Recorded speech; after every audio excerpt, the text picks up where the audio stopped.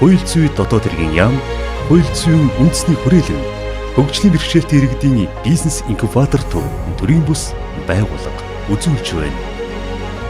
Монгол улсын засгийн газрын 2018 оны 50 дугаар тогтоолоор батлагдсан бүх нийтийн эрх зүйн боловсролыг дээшлүүлэх үндэсний хөтөлбөрийг хэрэгжүүлэх ажлын хүрээнд Монгол улсад хүчин төгөлдөр мөрдөгдөж байгаа нийгмийн халамж, хөдөлмөр эрхлэлт, боловсрол, хөгжлийн бэрхшээлтэй хүний эрх, нийгмийн даатгалын тухай хуулиудаас хөгжлийн бэрхшээлтэй иргэдтэй холбогдолтой зүйл заалтыг төвөрлөж энэхүү гарын авлагыг бэлтгэлээ.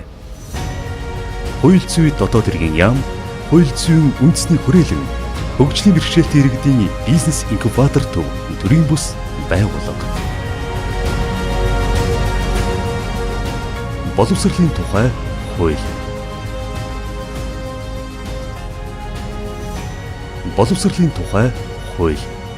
Боловсролын тухай хуулийн дах хөгжлийн бэрхшээлтэй иргэдтэй холбогдолтой хуулийн зүйл заалт. 1-р бүлэг.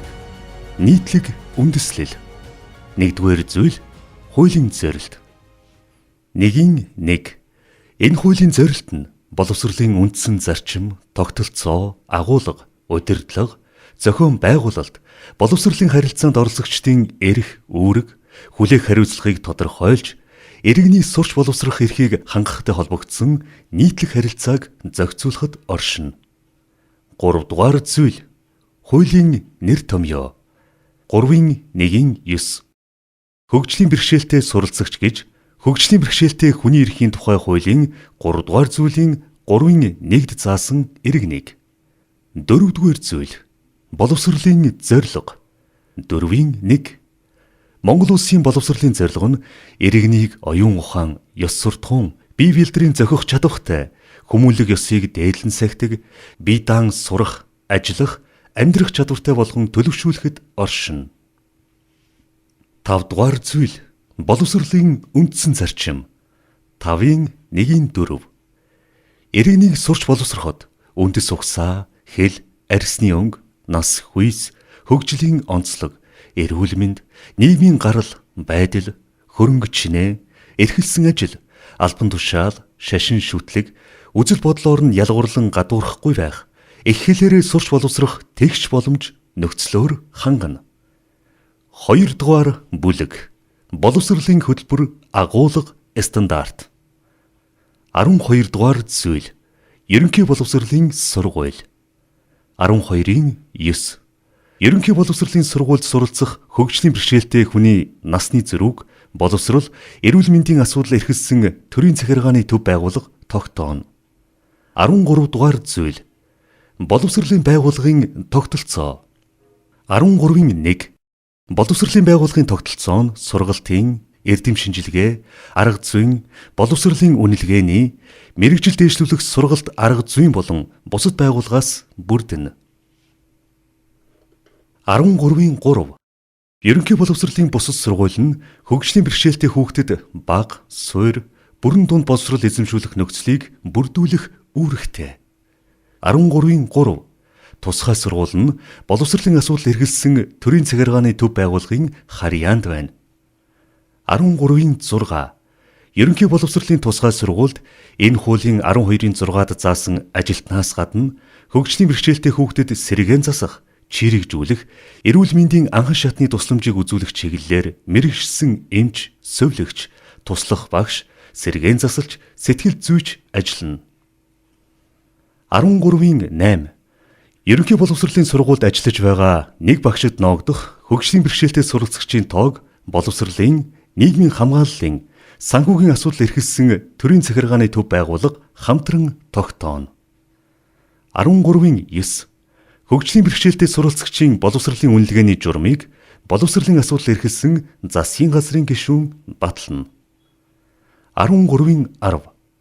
Ерөнхий боловсролын сургуульд хөгжлийн бэрхшээлтэй хүүхдийн тооноос хамаарч тусгай мэргэжлийн багш, туслах багш, сэтгэл зүйч, сувилагч, сэргээн засалж, нийгмийн ажилтан ажиллуулж болно. 13-11. Ерөнхий боловсролын тусгай сургууль нь сэргээн засалтын кабинет танхимтай байна. 13-12. Хөгжлийн бэрхшээлтэй хүүхдтэй ажиллаж байгаа багш, нийгмийн ажилтан нь хөгжлийн бэрхшээлтэй суралцагчийн онцлогт тохирсон заах арга эзэмшсэн байна. 19-р зүйл боловсролын сургалтын байгууллага байгуулах. 19-2 боловсролын сургалтын байгууллагыг улсын бүртгэл бүртгүүлсэн өдрөөс эхлэн байгуулагдсанд тооцно. 5 дугаар бүлэг боловсролын эдийн засаг. 39-р зүйл боловсролын санхүүжилт. 39-7 орон нутгийг боловсон хүчнээр хангах, чухал хэрэгцээтэй мэргэжилтнийг бэлтгэх, суралцагчийн авьяасыг дэмжих, орлого багтаа болон хөгжлийн бэрхшээлтэй иргэдэд боловсрол эзэмшигтэн зориулж сургалтын төлбөрийн зээл, буцалтгүй тусламж олгох бөгөөд тэдгээрийг олгох журмыг засгийн газар батлана. 40-р зүйл төрийн өмчийн боловсролын сургалтын байгууллагын санхүүжилт. 40-5 нэг суралцагчид ноогдох хувьсах зардлыг сургуулийн байршил, хэв шинж, мэргэжлийн чиглэл, олон улсын хөтөлбөрийн сургалттай ерөнхий боловсролын сургуулийн сургалтын онцлог болон хөгжлийн бэрхшээлтэй суралцагчийн тусгай хэрэгцээтэй уялдуулан энэ хуулийн 43-т заасан сургалтын байгууллага тус бүрээр ялгууртай тогтоох бөгөөд аргачлалыг нь боловсролын асуудал эрхэлсэн засгийн газрын гишүүн батлана. 43 сургуулийн өмнөх болон бага, дунд мэргэжлийн боловсрол эзэмшүүлэхэд нэг суралцагчид ноогдох хувьсах зардлын дундаж норматив, түүний бүрэлдэхүүн, аймгийн төвөөс бусад сум, тосхон, багийн сургуульд бага, суур, бүрэн дунд боловсрол эзэмшүүлэхэд нэг суралцагчид ноогдох хувьсах зардлын хүүхдийн тооноос хамаарсан өсөн нэмэгдэх итгэл зүрийг засгийн газар жил бүр шинжилэн тогтооно. 42 дугаар зүйл боловсролын байгууллагын сургалтын орчин. 42-1 боловсролын сургалтын байгууллагын барилга байгууламж, техник хэрэгсэл, тоног төхөөрөмж нь багш, ажилтан, суралцагчийн хөдөлмөрийн онцлогт тохирсон хөгжлийн бэрхшээлтэй суралцагчийн тусгай хэрэгцээнд нийцсэн эрүүл ахуй, аюулгүй байдлын шаардлагыг хангасан байна. 43 дугаар зүйл боловсролын харилцаанд оролцогчдын нийгмийн баталгаа. 43-1-8 ерөнхий боловсролын сургуулийн эмч, бага ангийн багшид хөгжлийн бэрхшээлтэй хүний эрхийн тухай хуулийн 7-8-д заасан нэмэгдлийг хөгжлийн бэрхшээлтэй хүүхдийн тооноос хамаарч сар бүр олгох. 43-2-7 суралцагчийн онцгой авьяас, чадварыг нээн илрүүлж хөгжүүлэх, урамшуулан дэмжих, өнчин, амжиргааны түвшин доогуур хөгжлийн бэрхшээлтэй суралцагчийг сурах нөхцөл болцоогоор төрөөс хангах. 44-р зүйл багшийн эрх үүрэг. 44-2 багш дараах үүрэгтэй. 44-2-1 багшийн ёс зүй, нэр төрийг эрхэмлэн сахих. 44-2-2 боловсролын стандартыг хэрэгжүүлэх. 44-2-3 онлимитлэг, заах арга, ур чадвараа дээшлүүлэх. 44-2-4 суралцагчдыг ялгуурлан гадуурхахгүй байх, нэр төрийг нь хүндэтгэн хамгаалах. 44-2-5 суралцагч бүрийн онцлог байдлыг хүлээн зөвшөөрч хүнлэг харьцах, өөрөө өөрийгөө хөгжүүлэх, бие хүн болж төлөвчөхөд дэмжлэг үзүүлэх. 44-2-6 суралцагчийн бие даасан байр суурь, үзэл бодолд хүндэтгэлтэй хандах. 44-2-7 суралцагчийн эрүүл мэнд, аюулгүй байдалд анхаарал тавих. 44-2-8 хөгжлийн бэрхшээлтэй суралцагчийн бие эрхтэн, хөгжлийн онцлогийг хүндэтгэн үзэж, хөгжлийн бэрхшээлтэй суралцагч бусдын адил тэгш байх нөхцөлийг бүрдүүлэх. 44-3 багш нь суралцагчийн бие махбодод халдах, тэдэнд сэтгэл санааны дарамт үзүүлэх, хувийн нууцыг нь задруулахыг хориглоно. 44-4 багш нь хуульд заасан үүргээ хэрэгжүүлэхдээ багшийн ёс зүйн дүрмийг баримталж ажиллана. 46 дугаар зүйл эцэг эх, асран хамгаалагчийн эрх үүрэг. 46-2 эцэг эх, асран хамгаалагч дараах үүрэгтэй. 46-2-1 хүүхдийн авьяас чадварыг бага наснаас нь дэмжин хөгжүүлэх, боловсрол эзэмшигт нь шаардагдах нөхцөлийг бүрдүүлэх, багштай хамтран ажиллах, мэргэжлээ сонгоход нь хүүхэдтэй туслах. 46-2-2 сургалтын хэвийн үйл ажиллагааг хангахтай холбогдуулан сургууль багшаас тавьсан шаардлагыг биелүүлэх. 46-гийн 2-ын 3. Хүүхэдтэй 16 хүртэл наснд нь суурь боловсрол заавал эзэмшүүлэх, суралцах хүсэл сонирхлыг нь хааж богдуулахгүй байх. 46-гийн 2-ын 4. Хүүхдийг гэр бүлийн орчинд сургах арга барил эзэмших. 46-гийн 2-ын 5. Боловсрол эзэмшигчид нь хүүхдтэй байнгын дэмжлэг, тусалцаа үзүүлэх, урамшуулан дэмжих. 46-гийн 2-ын 6. Хүүхдийн суралцах, төлөвшөх, авьяасыг хөгжүүлэх сургалт, үйл ажиллагааны үйл явц, үр дүнтэй танилцах. 46-гийн 3. Хүүхдийн суралцах, төлөвшөх, авьяас чадварыг нь хөгжүүлэх асуудлаар боловсролын сургалтын байгууллагатай гэрээ байгуулан хамтран ажиллаж болно. Дээд боловсролын тухай хууль яс. 19-р зүйл. Суралцагчийн нийгмийн баталгаа. 19-ийн 2. Өнчин, тахир дутуу болон амжиргааны баталгаа түвшингээс доогуур орлоготой өрхийн болон бусад шаардлагатай суралцагчид тэтгэлэг, буцалтгүй тусламж, сургалтын төлбөрт зориулан хөнгөлөлттэй зээл олгоно. Мэргэжлийн боловсрол сургалтын тухай хууль яс. Шинжилсэн найруулга. 3 дугаар бүлэг. Мэргэжлийн боловсрол сургалтын агуулга стандарт. 12 дугаар зүйл. Мэргэжлийн боловсрол эзэмшүүлэх сургалтын байгууллага. 12-ийн 7. Мэргэжлийн сургалтын байгууллага нь үйлдвэрлэлийн харьяалалтай сургалтын төв, хөдөлмөр эрхлэлтийн сургалтын төв, хөдөлмөр эрхлэлтийн боловсролын төв, тусгай хэрэгцээт боловсролын сургалтын байгууллага зэрэг хэв шинжтэй байж болно. Сургуулийн өмнөх боловсролын тухай хууль яс. 1-р бүлэг. 4-р зүйл. Хуулийн нэр томьёоны тодорхойлолт. 4-ийн 1-ийн 2. Тусгай цэцэрлэг гэж 2 наснаас сургууль дэлсэх хүртэлх насны хөгжлийн бэрхшээлтэй хүүхдийг асрах, хамгаалах, хүмүүжүүлэх, сургах цогц үйл ажиллагаагаар хүүхдийн бие биелдар, оюун ухаан, нийгэмшгүй хөгжлийг дэмжих сургалтын байгууллагыг. 4-ийн 1-ийн 4.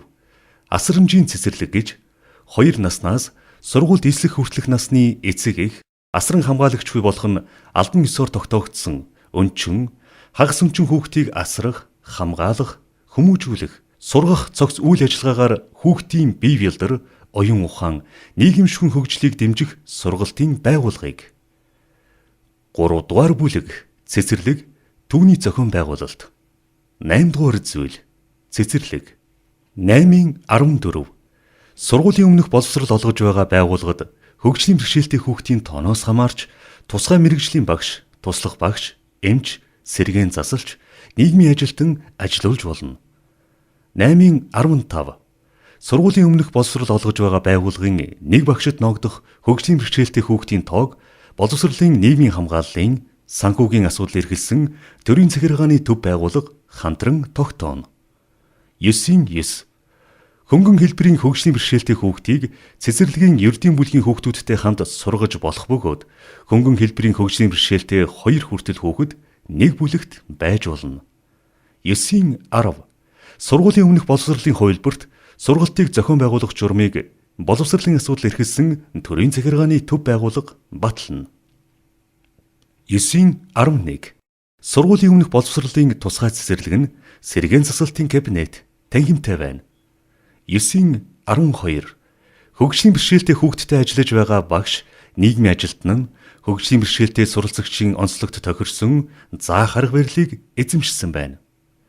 9-ийн 13. Тусгай цэцэрлэг нь боловсролын асуудал эрхэлсэн төрийн захиргааны төв байгууллагын харьяанд байна. 9-ийн 14. Тусгай цэцэрлэгт ажиллаж байгаа нэг багшид ногдох хөгжлийн бэрхшээлтэй хүүхдийн тоог боловсролын, нийгмийн хамгааллын, санхүү, төсвийн асуудал эрхэлсэн төрийн захиргааны төв байгууллага хамтран тогтооно. 9-ийн 15. Цэцэрлэгийн багшид хөгжлийн бэрхшээлтэй хүүхдийн тоо, ажил, мэргэжлийн онцлогоос нь шалтгаалan нэмэгдэл салин болгоно. 9-ийн 16. Энэ хуулийн 9-ийн 15-д заасан нэмэгдэл цалингийн хэмжээ түүнийг олгох журмыг засгийн газар батлана. Нийгмийн халамжийн тухай хууль. Нийгмийн халамжийн тухай хууль. Нийгмийн халамжийн тухай хуулийн дахь хөгжлийн бэрхшээлтэй иргэдтэй холбогдлолтой хуулийн зүйл заалт. 1-р бүлэг. Нийтлэг үндэслэл. 1-р зүйл. Хуулийн зорилт. 1.1. Энэ хуулийн зорилт нь нийгмийн халамжийн тэтгэвэр, тэтгэмж, үйлчилгээний төрөл, хамар хүрээг тогтоох, нийгмийн халамжийн санг бүрдүүлэх, энэхүү сангийн хөрөнгийг зарцуулах, нийгмийн халамжийн болон нийгмийн хөгжлийн үйлчилгээг үзүүлэх, нийгмийн халамжийн байгууллагын тогтолцоо, чиг үүргийг тодорхойлохтой холбогдсон харилцааг зохицуулахад оршино. 3-р бүлэг. Нийгмийн халамжийн тэтгэвэр, тэтгэмж. 12-р зүйл. Нийгмийн халамжийн тэтгэвэр. 12-ийн 1-2. 16 наснд хүрсэн одоо иргэн. 12-ийн 1-3. Хөдөлмөрийн чадвараа 50 ба түүнээс дээш хувиар алдсан 16 наснд хүрсэн хөгжлийн бэрхшээлтэй иргэн. 12-ийн 1-4. Тэжээгч нас барсан 18 хүртэлх насны хүүхэд. 12-ийн 1-5. 18 хүртэлх насны 4 ба түүнээс дээш хүүхэдтэй өрх толгойсон 45 наснд хүрсэн эх, 50 нас хүрсэн эцэг. 13-ийн 2-1. Бүтэн өнчин хүүхдийг хууль ёсоор үрчлэн авсан болон хууль ёсоор асран хамгаалж харгалзан дэмжиж байгаа иргэн. 13-ийн 2-2. Гэр бүлийн тухай хуулийн 25-5-д заасан болон хүчирхийллийн улмаас сэтгэл санааны болон бие махбодын хохирол хүлээж хамгаалалт шаардлагатай болсон хүүхдийг гэр бүлийн тухай хуулийн 74-р зүйлд заасны дагуу гэр бүлдээ авч асрамжилж байгаа хүүхдийн аюулгүй байдлыг хангах зорилгоор хүүхэд хамгааллын тухай хуулийн 13-р зүйлд заасны дагуу хүүхэд асрах хувилбарт үйлчилгээнд хамрагдсан байгаа. 13-ийн 2-3. Тэжээнд тэтгэх хүүхэдгүй ганц бие ахмад настан болон хөгжлийн бэрхшээлтэй ганц бие иргэнийг гэр бүлдээ авч асрамжилж байгаа. 13-ийн 2-4. Эмнэлгийн хяналтад байдаг байнгын асаргаа шаардлагатай ахмад настан болон хөгжлийн бэрхшээлтэй хүүхэд ба иргэнийг асарч байгаа. 13-ийн 5-1. Гэнтийн аюул, осол, урьдчилан төсөөлөх боломжгүй бусад шалтгаанаар гэр оронгүй, гэр орнонд цаашид амьдрах боломжгүй болсон болон амжиргааны их үүсрэн алдсан өрх. 13-ийн 5-2. 18 нас хүрээгүй байхдаа бүтэн өнчин болсон 18-аас 24 насны иргэн. 13-ийн 5-3. Хорих ангиас суллагдсан өөрийн гэсэн гэр оронгүй, нийгмийн халамжийн дэмжлэг тусалцаа зайлшгүй шаардлагатай өрхийн гишүүн иргэн. 13-ийн 5-4. Нийгмийн халамжийн дэмжлэг тусалцаа зайлшгүй шаардлагатай 4 ба түүнээс дээш 18 хүртэлх насны хүүхэдтэй гэр оронгүй өрх толгойлсон эцэг эх. 13-ийн 5-6. Байнгын асаргаа шаардлагатай 16 хүртэлх насны хүүхэдэд засгийн газраас тогтоосон тухайн үеийн нийгмийн халамжийн тэтгэвртэй тэнцвэх хэмжээний тусламжийг. 13-ийн 5-7. Байнгын асаргаа шаардлагатай 16 ба түүнээс дээш насны иргэн. 13-ийн 5-9. Эхийн алдар 1-р зэргийн одон эсвэл эхийн алдар 2-р зэргийн одонтой эх мөнгөн тусламж давхардуулахгүйгээр. 8-р зүйл. Олон нийтийн оролцоонд түшгэлсэн халамжийн үйлчилгээ. 18-ийн 1. Олон нийтийн оролцоонд түшгэлсэн халамжийн үйлчилгээ нь дараах төрөлтэй байна. 18-ийн 1-1.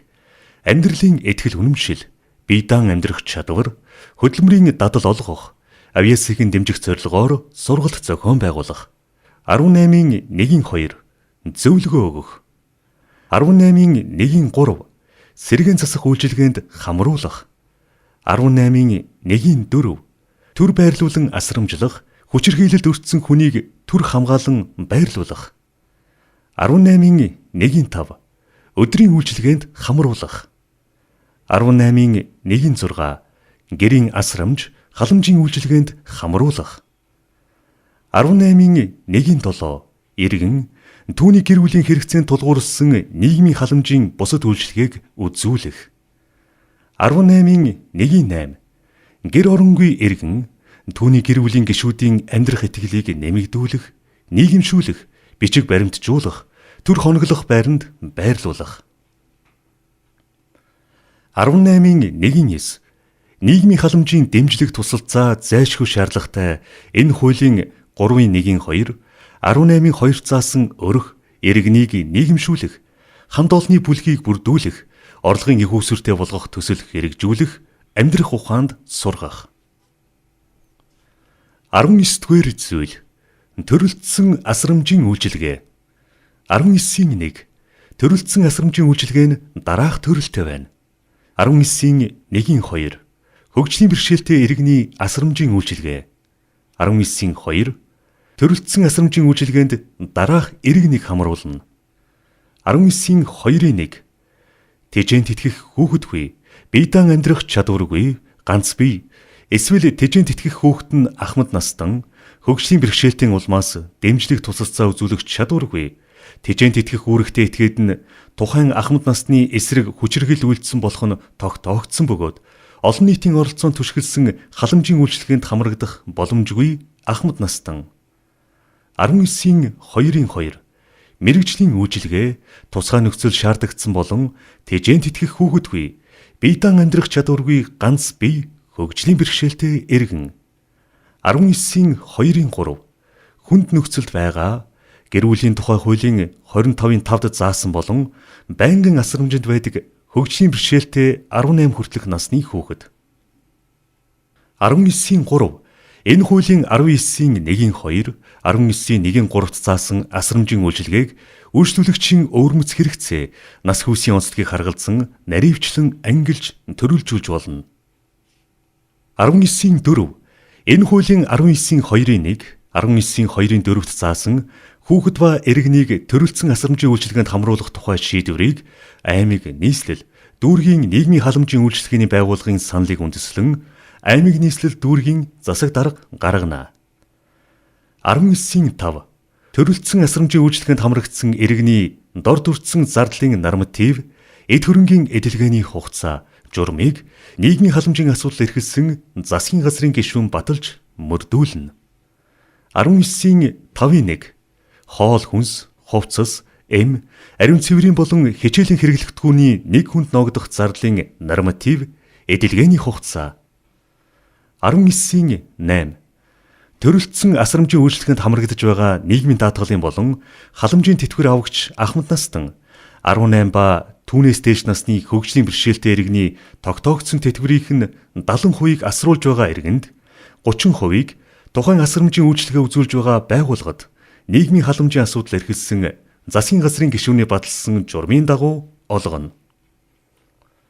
19-9 нийгмийн халамжийн үйлчилгээг энэ хуулийн 18-2, 19-2-т зааснаас бусад өрх, иргэний хүсэлтийн дагуу төлбөртэй үзүүлж болох бөгөөд тухайн үйлчилгээний төлбөрийн хэмжээг үйлчлүүлэгчтэй хэлэлцэн тогтооно. 19-10 хөгжлийн бэрхшээлтэй хүүхдэд сэргээн засах үйлчилгээ, өдрийн үйлчилгээг үзүүлэх, тухайн хүүхдийг хөгжүүлэх төв, төрөлцсөн асрамжийн үйлчилгээг холбогдох стандартын дагуу зохион байгуулсан иргэн, аж ахуйн нэгж, төрийн бус байгууллагад төрөөс дэмжлэг үзүүлэх асуудлыг нийгмийн халамжийн болон санхүүгийн асуудал эрхэлсэн засгийн газрын гишүүд хамтран шийдвэрлэнэ. 5 дугаар бүлэг нийгмийн хөгжлийн үйлчилгээ. 20 дугаар зүйл боловсролыг дэмжих үйлчилгээ. 22 боловсролыг дэмжих үйлчилгээнд дараах иргэнийг хамруулна. 20-2-1 энэ хуулийн 3-1-2-д заасан өрхийн гишүүн иргэний болон хөгжлийн бэрхшээлтэй иргэний хүүхэд. 20-2-2 хөгжлийн бэрхшээлтэй хүүхэд. Иргэн та нийгмийн халамжийн тухай хуульд заагдсан халамж, тэтгэвэр, тэтгэмжтэй холбоотой асуудлаар оршин суугаа дүүргийн нийгмийн даатгалын хэлтэс болон хөдөлмөр эрхлэлт, халамжийн асуудал хариуцсан хорооны мэргэжилтэнд хандна уу? Асуудлын хянан шийдвэрлэх хугацаа 30 хоног байна.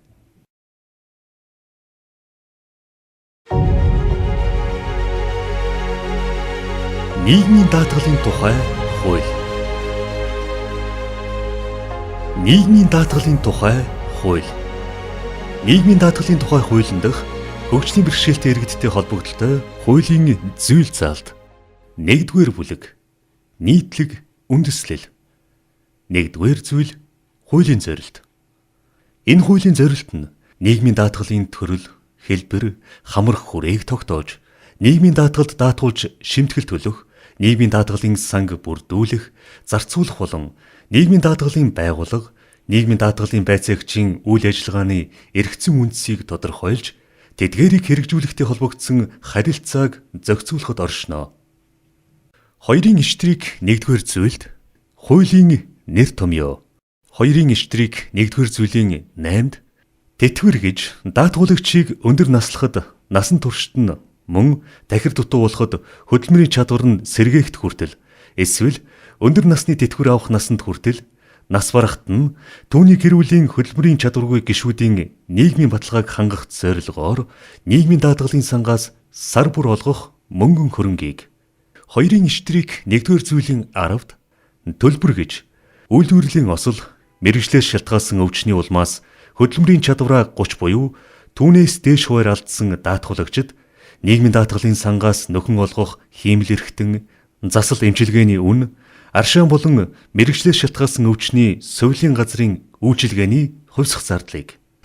Хоёрын эштрийг нэгдүгээр зүйлийн 11-д аршаан болон мэргэжлээс шалтгаалсан өвчтний сувилийн газрын үйлчилгээний хувьсах зардал гэж үйлдвэрлэлийн осол мэргэжлээс шалтгаалсан өвчний улмаас тахир дутуу болсон даатгуулагч сувилийн газар эмчлүүлэхэд гарсан зардлыг нөхөх зорилгоор үйлдвэрлэлийн осол мэргэжлээс шалтгаалсан өвчний даатгалын сангаас олгох төлбөрийг. 26-гийн эштрийг нэгдүгээр зүйл нийгмийн даатгалын байцаагчийн нийгмийн баталгаа мэргэжсэн зэргийн нэмэгдэл. 26-гийн эштрийг нэгдүгээр зүйлийн 1-д нийгмийн даатгалын байцаагч албан үүргээ гүйцэтгэх явцдаа хөдөлмөрийн чадвараа төр алдсан, тахир дутуу болсон, бусдын нөлөөгөөр амь нассан алдсан тохиолдолд түүнд болон түүний ар гэрт дараах буцалтгүй тусламжийг олгоно. 26-гийн эштрийг нэгдүгээр зүйлийн 1-д хөдөлмөрийн чадвараа төр алдсан тохиолдолд эмнэлгийн чөлөөтэй байсан хугацааны тэтгэмж албан тушаалын үндсэн цалингийн зөрүү. 26-гийн эштрийг нэгдүгээр зүйлийн 1-2-д тахир дутуу болсон тохиолдолд тахир дутуугийн тэтгэвэр албан тушаалын үндсэн цалингийн зөрүү. 5 дугаар бүлэг эмнэлэг хөдөлмөрийн магадлага. 28 дугаар зүйл эмнэлэг хөдөлмөрийн магадлagaаны тухай ойлголт. 28-1 хүмүүсийн оюун ухаан, мэдрэх үе, бие биедрийн хэвийн үйл ажиллагаа нь алдагдж, тахир дутуу, хөдөлмөрийн чадвараа бүрэн буюу хагас, хэсэгчлэн алдсан, мөн түүний хувь хэмжээ, хугацааг тогтоох мэргэжлийн үйл ажиллагааг эмнэлэг хөдөлмөрийн магадлага гинэ. 28-2 ердийн болон мэргэжлээс шалтгаалсан өвчний улмаас хөдөлмөрийн чадвар алдалтыг тогтооход баримтлах өвчний жагсаалт, хөдөлмөрийн чадвар алдалтын хувь хэмжээ, хугацааг эрүүл мэндийн болон нийгмийн хамгааллын асуудал эрхэлсэн засгийн газрын гишүүн хамтран батална. Тэтгэврийн даатгалын шимтгэлийн нэрийн дансны тухай хуулиас. 7 дугаар зүйл нэрийн данснаас тэтгэвэр авах эрх. 7-2 1960 оны 1-р сарын 1-ний өдөр ба түүнээс хойш төрсөн бөгөөд нийгмийн даатгалын сангаас олгох тэтгэвэр тэтгэмжийн тухай хууль нэг заасны дагуу тахир дутуугийн буюу тэжээгчийн алдсны тэтгэвэр авах болцол хангасан даатгуулагч нь энэ хуулийн дагуу бодож тооцсон тахир дутуугийн буюу тэжээгчийн алдсны тэтгэврийг авах эрхтэй.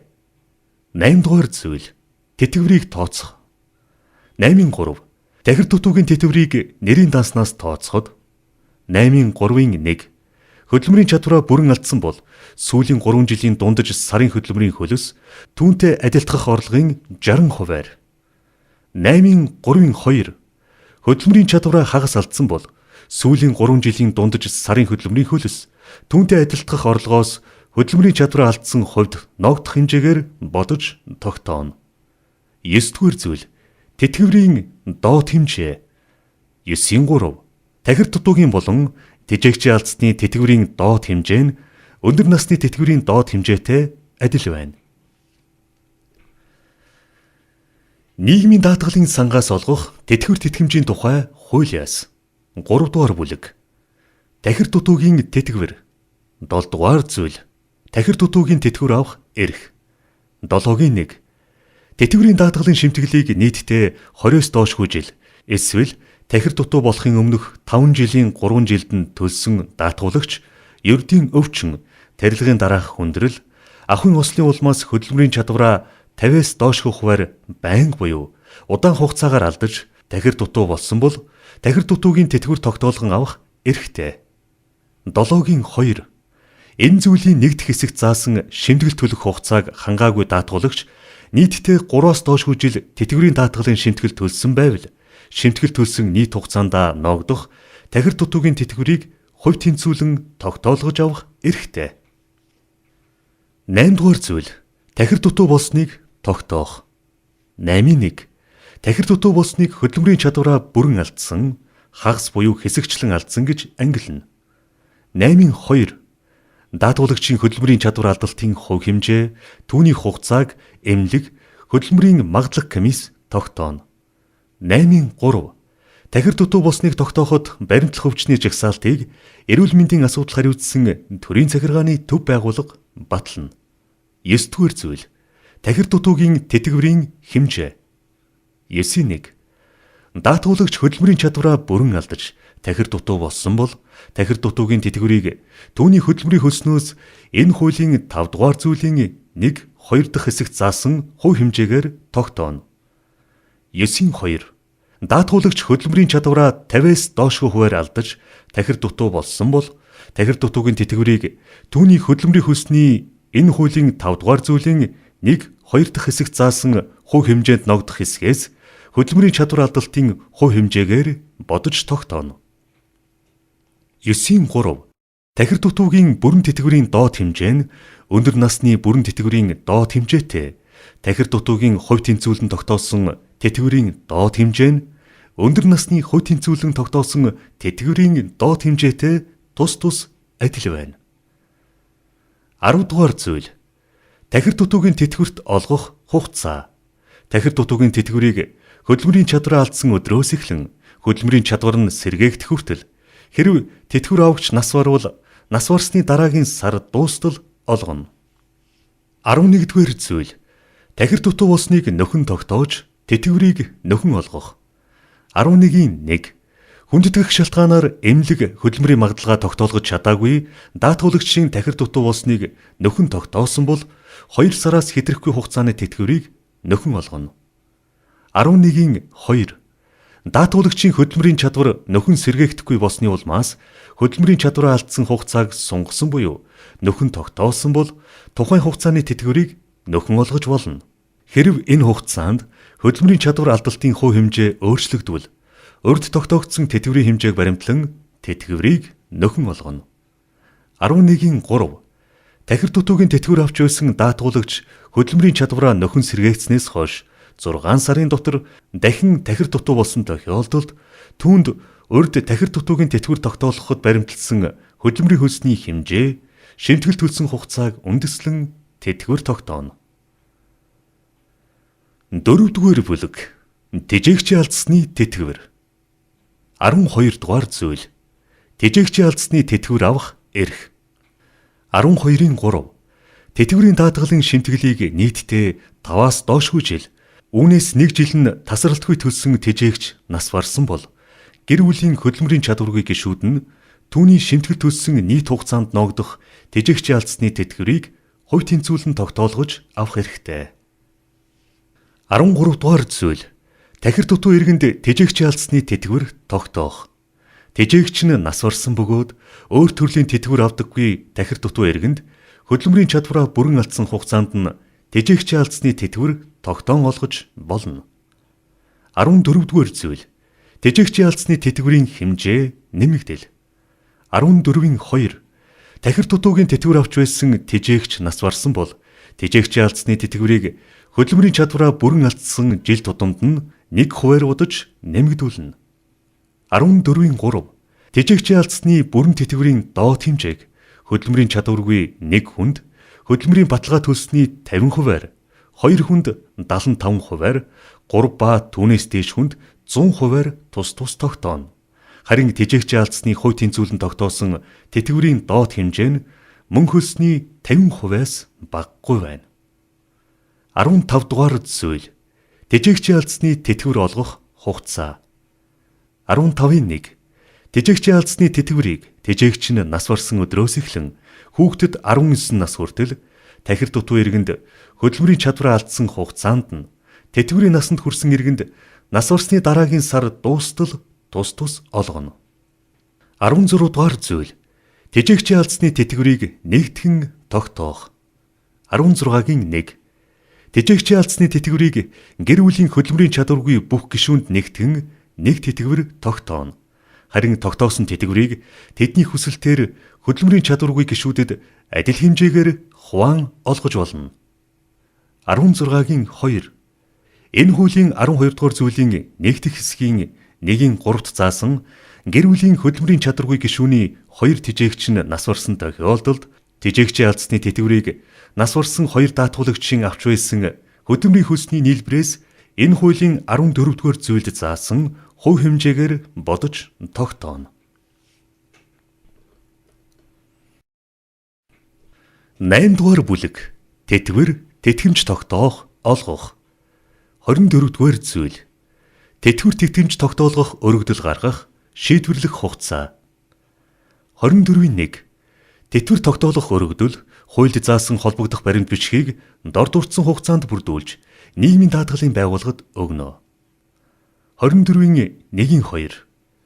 Тахир дутуугийн тэтгэвэр тогтоолгох даатгуулагч тахир дутуу болсноос хойш 14 хоногийн. 24-ийн 1-3. Тэжээгчийн алдсны тэтгэвэр тогтоолгох гэр бүлийн хөдөлмөрийн чадваргүй гишүүд тэжээгчээ нас барснаас хойш 14 хоногийн хэрв хүндэтгэх шалтгаантай бол 3 сарын дотор. 24-ийн 2. Ажил олгогч өөрөөсөө шаардагдах баримт бичгийг саадгүй бүрдүүлж өгөх үүрэгтэй. 24-ийн 3. Нийгмийн даатгалын байгууллага тэтгэвэр тогтоох асуудлыг өргөдөл холбогдох баримт бичгийг хүлээж авснаас хойш 30 хоногийн дотор шийдвэрлэнэ. 24-ийн 4. Тэтгэмж авах өргөдөл хуульд заасан холбогдох баримт бичгийг дор дурдсан хугацаанд бүрдүүлж нийгмийн даатгалын байгууллагад өгнө. 24-ийн 4-1. Хөдөлмөрийн чадвар төр алдсны тэтгэмж авах даатгуулагч хөдөлмөрийн чадвар төр алдсан өдрөөс хойш 4-7 хоногийн хэрв хүндэтгэх шалтгаантай байсан бол 6 сарын дотор жирэмсний болон амарчсны тэтгэмж авах даатгуулагч эмнэлгийн хуудас авснаас хойш 4-7 хоногийн дотор хүндэтгэх шалтгаантай бол 6 сарын дотор. 24-ийн 4-2. Оршуулгын тэтгэмж авах иргэн даатгуулагчийг нас барснаас хойш 4-7 хоногийн хэрвээ хүндэтгэх шалтгаантай байсан бол 6 сарын дотор. 24-ийн 5. Нийгмийн даатгалын байгууллага тэтгэмж авах өргөдлийг хүлээж авснаас хойш хөдөлмөрийн чадвар төр алдсны, жирэмсний болон амарчсны тэтгэмж олгох асуудлыг 21 хоногийн дотор, оршуулгын тэтгэмж олгох асуудлыг 24 цагийн дотор шийдвэрлэнэ. Хөдөлмөрийн тухай хууль.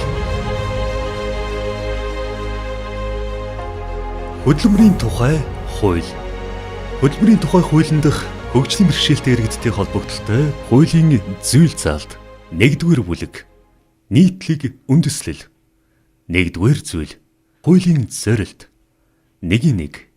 Энэ хуулийн зорилт нь хөдөлмөрийн гэрээний үндсэн дээр хөдөлмөрийн харилцаанд оролцогч ажилтан, ажил олгогчийн нийтлэг эрх, үүрэг, хамтын гэрээ, хэлэлцээр, хөдөлмөрийн ганцаарчилсан ба хамтын маргаан, хөдөлмөрийн нөхцөл, удирдлага, хяналт болон хууль тогтоомж зөрчигчд хүлээлгэх хариуцлагыг тодорхойлж, талуудын харилцан эрхтэгч байдлыг хангахад оршино. 2-р бүлэг хамтын гэрээ, хэлэлцээр. 18-р зүйл хамтын гэрээгээр зохицуулах харилцаа. 18-1. Хамтын гэрээнд энэ хуулиар шууд зохицуулагдаагүй дараах харилцааг зохицуулна. 18-1-4. Ажилтан үүний дотор жирэмсэн, насанд хүрээгүй, тахир дутуу болон одой хүний хөдөлмөрийн аюулгүй ажиллагаа, эрүүл ахуйн нөхцөлийг сайжруулах. 18-1-10. Аж ахуй нэгж байгууллагын орон сууц, хүүхдийн цэцэрлэг, ясэл, нийгэм, соёлын зориулалттай барилга, байгууламжийг барих, ашиглах, олон хүүхэдтэй гэр бүл, өргө толгойлсон их буюу ганц бие эцэг, тахир дутуу хүүхэдтэй ажилтнанд хөнгөлөлт үзүүлэх, тухайн аж ахуй нэгж байгууллагад ажиллаж байсан ахмад настан, тахир дутуу хүн, үйлдвэрлэлийн осол, хурц хордлого, мэргэжлээс шалтгаалсан өвчнөөс эрүүл мэндэнд хохирсон ажилтны амжиргааг сайжруулах. 36 дугаар зүйл. Урьд эрхэлж байсан ажил, албан тушаалд нь эгүүлэн авах. 36-гийн 1. Ажил олгогч нь ажилтныг урьд эрхэлж байсан ажил албан тушаалд нь дараах тохиолдолд эгүүлэн авах үүрэгтэй. 36-гийн 1-1. Үйлдвэрлэлийн осол, хурц хорлого, мэргэжлээс шалтгаалсан өвчний улмаас тахир дутуу болж хөдөлмөрийн гэрээнд дуусгар болсон ажилтан эдгэрснийхээ дараа 1 сарын дотор эргэж ирсэн. 5 дугаар бүлэг. Ажил амралтын цаг. 71-р зүйл. Ажлын цагийг богиносгох. 71-5. Тахир дутуу болсон одоо хүний гүйцэтгэж байгаа ажлын шинж байдлаас хамааран ажилтны саналыг харгалзан ажлын цагийг богиносгож болно. 111-р зүйл. Хөгжлийн бэрхшээлтэй буюу одоо хүний хөдөлмөр. 111-ийн 1. 25 болон түүнээс дээш ажилтнтай аж ахуй нэгж байгуулга нь ажил албан тушаалынхаа 4 түүнээс дээш хувийн оронтоонд хөгжлийн бэрхшээлтэй буюу одоо хүнийг ажилуулна. 111-ийн 2. Аж ахуй нэгж байгуулга энэ хуулийн 111-ийн 1-д заасан хэмжээнд хөгжлийн бэрхшээлтэй буюу одоо хүн ажилуулаагүй бол ажилуулбал зохих оронтоо дутамд сар бүр төлбөр төлнө. 111-ийн 3. Энэ хуулийн 111-ийн 2 заасан төлбөрийг аж ахуй нэгж байгууллагын ажиллагчдын тоо төлбөрийн нийт хэмжээнээс хамааран засгийн газраас тогтооно. 111-ийн 4. Энэ хуулийн 111-ийн 2 заасан төлбөрийг хөдөлмөр эрхлэлтийг дэмжих санд төвлөрүүлэн уг хөрөнгийг хөгжлийн бэрхшээлтэй буюу одоо хүний хөдөлмөр эрхлэлтийг дэмжих арга хэмжээг санхүүжүүлэхэд зарцуулна. 111-ийн 5. Хөгжлийн бэрхшээлтэй одоо хүний биеийн байдал нь хөдөлмөр эрхлэхэд саад болохооргүй буюу хөдөлмөрийн нөхцөл нь харшиллахгүй бол тэдгээрийг уг шалтгаанаар ажилд авахаас татгалзахыг хориглоно. 111-ийн 6. Аж ахуй нэгж байгуулга тогтоосон төлбөрийг 24 сар тасралтгүй төлсөн тохиолдолд дараагийн 12 сард ноогдох төлбөрийг чөлөөлнө. 111-ийн 7. Аж ахуй нэгж байгууллагад хөгжлийн бэрхшээлтэй иргэний эрхлэх боломжтой ажил, мэргэжлийн жагсаалтыг хөдөлмөрийн асуудал эрхэлсэн засгийн газрын гишүүн батлана.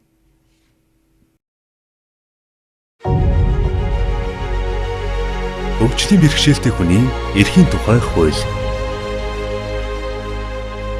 Хөгжлийн бэрхшээлтэй хүний эрхийн тухай хуулиас. Хөгжлийн бэрхшээлтэй хүний эрхийн тухай хуулинд дах хөгжлийн бэрхшээлтэй хүний хөдөлмөр эрхлэлттэй холбогдолтой хуулийн зүйл заалт. 5 дугаар бүлэг. Хөгжлийн бэрхшээлтэй хүний хөдөлмөр эрхлэлт. 17 дугаар зүйл. Хөдөлмөрлөх эрх. 17-гийн 1.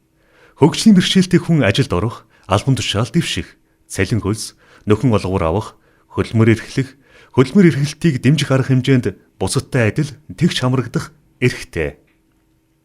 17-гийн 2. Хөгжлийн бэрхшээлтэй хүний хөдөлмөр эрхлэлттэй холбогдсон энэ хуульд зааснаас бусад харилцааг хөдөлмөрийн тухай хууль, хөдөлмөр эрхлэлтийг дэмжих тухай хууль, хөдөлмөрийн аюулгүй байдал, эрүүл ахуйн тухай хууль болон холбогдох бусад хуулиар зохицуулна. 17-гийн 3. Төрийн байгууллага, иргэн, хуулийн этгээд нь хөгжлийн бэрхшээлтэй хүний бие эрхтэн, хөгжлийн онцлогт нийцсэн ажлын байрыг хөдөлмөрийн тухай хуульд заасны дагуу бий болгож ажилуулах үүрэгтэй. 17-гийн 4. Төрийн байгууллага, иргэн, хуулийн этгээд хөгжлийн бэрхшээлтэй хүний хөдөлмөрлөх эрхийг хангахдаа энэ хуулийн 6-гийн 4-д заасан үйл ажиллагаа явуулахыг хориглоно. 17-гийн 5. Цалин хөлс олгож байгаа шалтгаанаар хөдөлмөр эрхэлж байгаа хөгжлийн бэрхшээлтэй хүний нийгмийн халамжийн болон нийгмийн даатгалын аливаа тэтгэвэр, тэтгэмжийг зогсоохыг хориглоно. 17-гийн 6. Холбогдох хуульд заасан шалгуурыг ханган нийгмийн даатгалын сангаас өндөр насны тэтгэвэр авах эрх үүссэн хөгжлийн бэрхшээлтэй хүний халамжийн тэтгэврийг нийгмийн халамжийн тухай хуулийн дагуу зохицуулна. 18 дугаар зүйл. Хөгжлийн бэрхшээлтэй хүний хөдөлмөр эрхлэлтийг төрөөс дэмжих.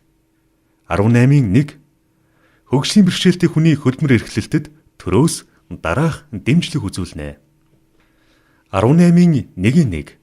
Хөгжлийн бэрхшээлтэй хүнийг ажилуулж байгаа иргэн, хуулийн этгээдийг хууль тогтоомжийн дагуу татврын хөнгөлөлт, чөлөөлөлтөнд хамруулах, тохирох хэрэглэгдэхүүн бүхий ажлын байр бий болгохыг урамшуулах. 18-ийн 1-2. Хөгжлийн бэрхшээлтэй хүний хөдөлмөрлөх чадварт тохирох хэрэглэгдэхүүн бүхий ажлын байр бий болгох, тэдгээрийн үйлдвэрлэсэн бүтээгдэхүүнийг зах зээлд нийлүүлэхэд дэмжлэг үзүүлэх, төвшин хөрөнгөөр хийх худалдан авалтад тэргүүн ээлжинд хамруулах. 18-1-3 Хөгжлийн бэрхшээлтэй хүн мэргэжлээр ажиллахад шаарддаг ажлын багж, тоног төхөөрөмж, материал болон бусад шаардлагатай хэрэгслийг худалдан авахт нь хөдөлмөр эрхлэлтийг дэмжих сангаас нэг удаа санхүүгийн дэмжлэг үзүүлэх. 18-1-4 Хөгжлийн бэрхшээлтэй хүмүүсийн дунд мэргэжлийн ур чадварын тэмцээн зохион байгуулахад төрөөс дэмжлэг үзүүлэх.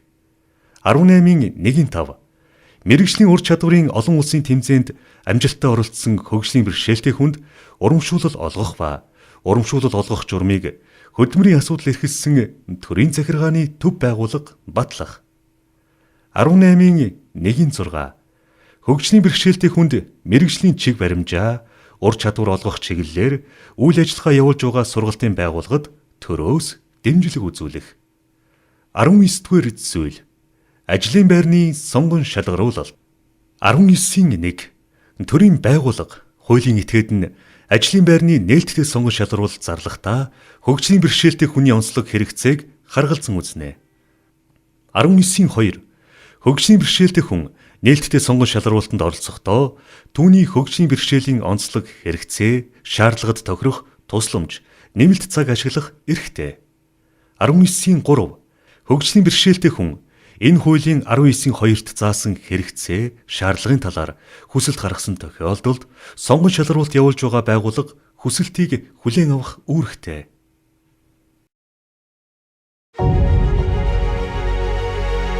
Хөдөлмөр эрхлэлтийг дэмжих тухай хууль. Хөдөлмөр эрхлэлтийг дэмжих тухай хууль. Шинжилсэн найруулга. Хөдөлмөр эрхлэлтийг дэмжих тухай хуулийн дах хөгжлийн бэрхшээлтэй иргэдтэй холбогдолтой хуулийн зүйл заалт. 1-р бүлэг. Нийтлэг үндэслэл. 1-р зүйл. Хуулийн зорилт. 1-1. Энэ хуулийн зорилт нь хүн амын хөдөлмөр эрхлэлтийг дэмжих үйл ажиллагааны эрхцэн үндсийг бүрдүүлж, түүний төрөл, хэлбэр, хамрах хүрээ, санхүүжилт, хөдөлмөр эрхлэлтийн байгууллагын тогтолцоотой холбогдсон харилцааг зохицуулахад оршино. 3-р зүйл. Хуулийн нэр томьёоны тодорхойлолт.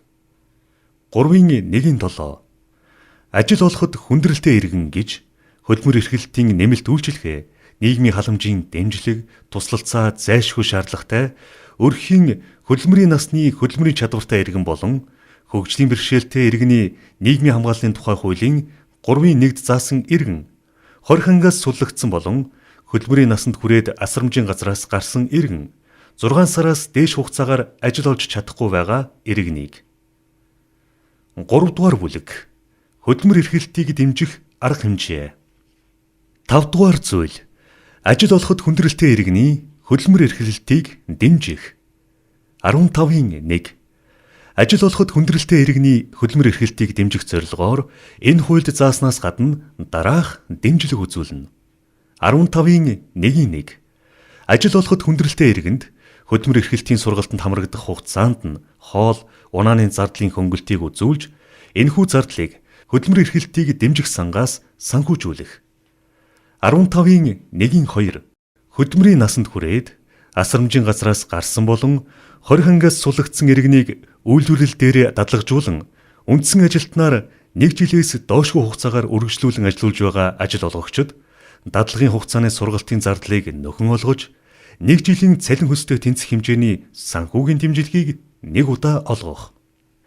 15-1-4 Хөгжлийн бэрхшээлтэй иргэн 6 сараас дээш хугацаагаар ажилгүй байгаа иргэнийг ажилд авч 12 сараас доошгүй хугацаагаар ажлын байраар хангасан ажил олгогчид хөдөлмөрийн хөлсний доод хэмжээг 12 дахин нэмэгдүүлсэнтэй тэнцэх хэмжээний урамшууллыг нэг удаа олгох.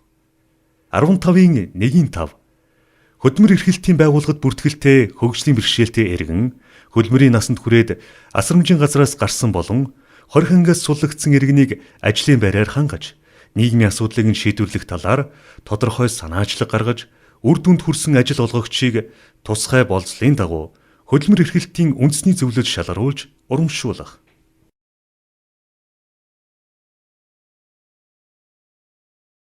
5 дугаар бүлэг хөдөлмөр эрхлэлтийг дэмжих сан. 23 дугаар зүйл хөдөлмөр эрхлэлтийг дэмжих сангийн зарцуулалт. 23-5 энэ хуулийн 22-ийн 1-7-д заасан төлбөрийг тухайн орлогыг бүрдүүлсэн орон нутгийн хөгжлийн бэрхшээлтэй буюу одоо хүний хөдөлмөр эрхлэлтийг дэмжих үйл ажиллагаанд зарцуулна. 31-ийн 2-4 хөдөлмөрийн тухай хуулийн 111-р зүйлд заасны дагуу хөгжлийн бэрхшээлтэй болон одоо хүний хөдөлмөр эрхлэлтийн талаар авч хэрэгжүүлсэн арга хэмжээний тухай тайлан мэдээг аймаг дүүргийн хөдөлмөр эрхлэлтийн асуудал хариуцсан байгууллагад улирал тутам гаргаж ирүүлэх. Хөдөлмөрийн аюулгүй байдал, эрүүл ахуйн тухай хууль. Хөдөлмөрийн аюулгүй байдал, эрүүл ахуйн тухай хууль. Хөдөлмөрийн аюулгүй байдал, эрүүл ахуйн тухай хуулийн дэх хөгжлийн бэрхшээлтэй иргэдтэй холбогдолтой хуулийн зүйл заалт. 1-р бүлэг нийтлэг үндэслэл. 1-р зүйл хуулийн зорилт. 1-1 энэ хуулийн зорилт нь хөдөлмөрийн аюулгүй байдал, эрүүл ахуйн талаарх төрийн бодлого, үндсэн зарчмыг тодорхойлж, төрийн байгууллагын удирдлага, хяналтын тогтолцоо, ажлын байранд тавигдах хөдөлмөрийн аюулгүй байдал, эрүүл ахуйн шаардлага, стандартыг хангах, ажилтан, хөдөлмөр эрхлэгч иргэнийг эрүүл, аюулгүй орчинд ажиллах нөхцөлийг бүрдүүлэхтэй холбогдсон харилцааг зохицуулахад оршино. 2-р бүлэг хөдөлмөрийн аюулгүй байдал, эрүүл ахуйн шаардлага, стандарт. 16-р зүйл хөгжлийн бэрхшээлтэй иргэний хөдөлмөрийн аюулгүй байдал, эрүүл ахуйн нөхцөл тавигдах шаардлага. 16-гийн 1 хөгжлийн бэрхшээлтэй иргэний ажлын байрны нөхцөл нь тэдний хөдөлмөрлөх чадварт нь тохирсон байна. 16-гийн 2 хөгжлийн бэрхшээлтэй иргэний ажлын байр нь түүнийг орж гарахт нь саад болохооргүй байдлаар тоногдсон байна. 7-р бүлэг хөдөлмөрийн аюулгүй байдал, эрүүл ахуйн хууль тогтоомжийн биелэлтэнд тавих хяналт. 33-р зүйл хөдөлмөрийн аюулгүй байдал, эрүүл ахуйн төрийн захиргааны хяналт. 33-ийн 2 хөдөлмөрийн хяналтын улсын байцаагч дараах бүрэн эрхийг хэрэгжүүлнэ. 33-ийн 2-ийн 6 хөгжлийн бэрхшээлтэй иргэнийг ажилуулах ажлын байр нь стандартад нийцэж байгаа эсхийг шалгах.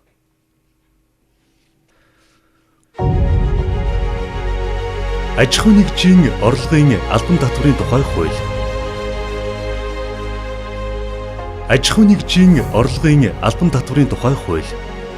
Аж ахуй нэгжийн орлогын албан татврын тухай хуулийн дэх хөгжлийн бэрхшээлтэй иргэдтэй холбогдолтой хуулийн зүйл заалт.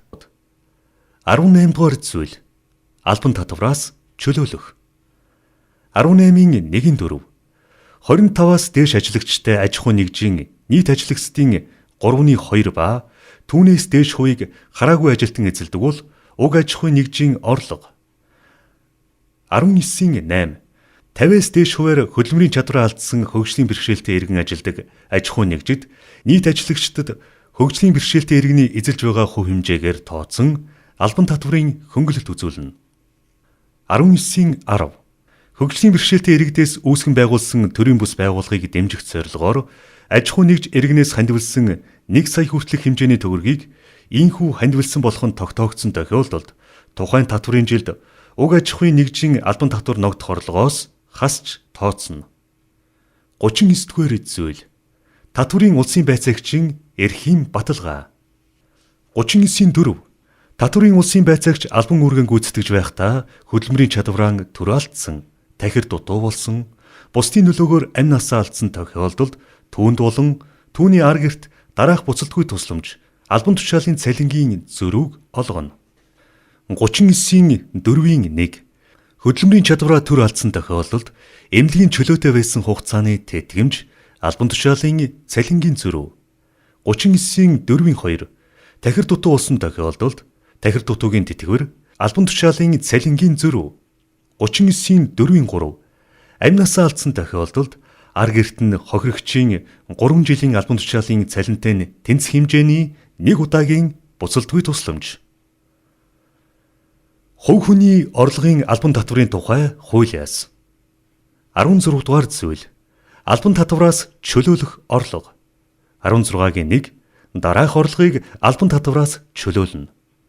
16-гийн 1-10 хөгжлийн бэрхшээлийн улмаас хөдөлмөрийн чадвараа 50-аас дээшвээр алдсан хувь хүний орлого. 16-гийн 2 албан татвар ногдох орлогын дүнд албан татвараас чөлөөлөгдөх орлого хамаарахгүй.